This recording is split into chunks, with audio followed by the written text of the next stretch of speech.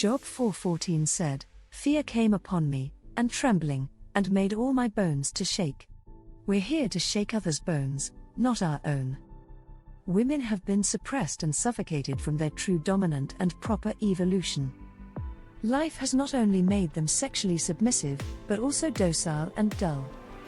It has taught women what they have to be, and what their role in life ought to be, versus the alternative of letting women roam free to completely discover and build themselves up as intelligent, autonomous people. Women are beyond powerful. They are beyond intelligent. They have infinite potential. A true revolution will usher in a ladies' revolution. A revolution of strong, rational, and intelligent women. It's time the idea of women being physical slaves was abolished. During World War I, thousands of women stepped up and worked to save the country. It's time women stepped up and led the revolution. Let's face it, men, where the fuck are you?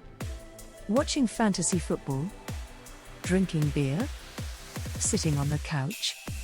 Killing each other in wars? Jesus was a male. Muhammad was male.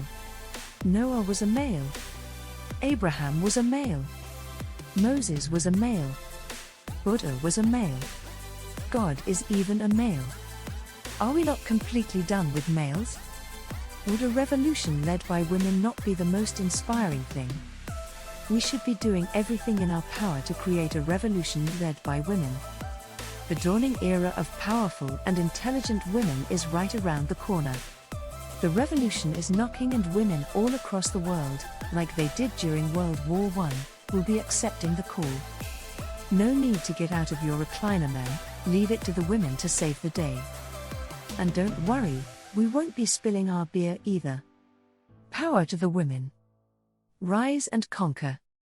Wikipedia says, American humanities scholar Camille Paglia writes about the Apollonian and Dionysian in her controversial 1990 bestseller Sexual Personae. The broad outline of her concept is borrowed from Nietzsche, an admitted influence, although Paglia's ideas diverge significantly. The Apollonian and Dionysian concepts comprise a dichotomy that serves as the basis of Paglia's theory of art and culture. For Paglia, the Apollonian is light and structured while the Dionysian is dark and chthonic. She prefers chthonic to Dionysian throughout the book, arguing that the latter concept has become all but synonymous with hedonism and is inadequate for her purposes, declaring that the Dionysian is no picnic. The chthonic is associated with females, wild/chaotic nature, and unconstrained sex/procreation.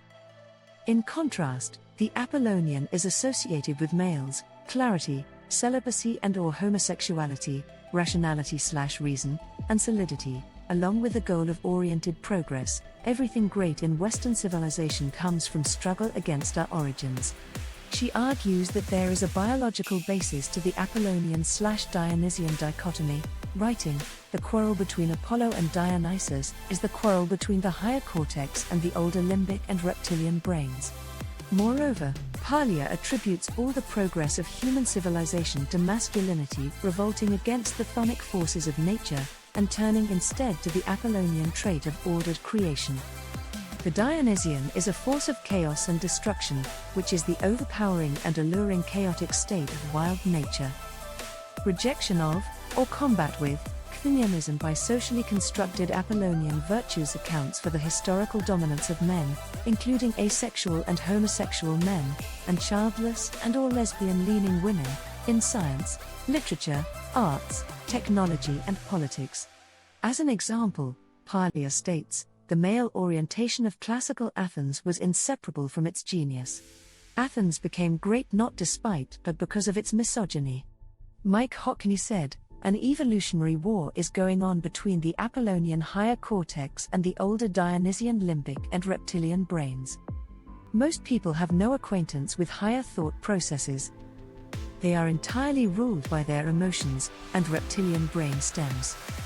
Ontological mathematics is the next step to higher humanity, and everyone who opposes it is on the side of the dinosaurs. Ontological mathematics is the gift of the higher cortex. If you have a primitive higher cortex, you will never understand it. Time to level up.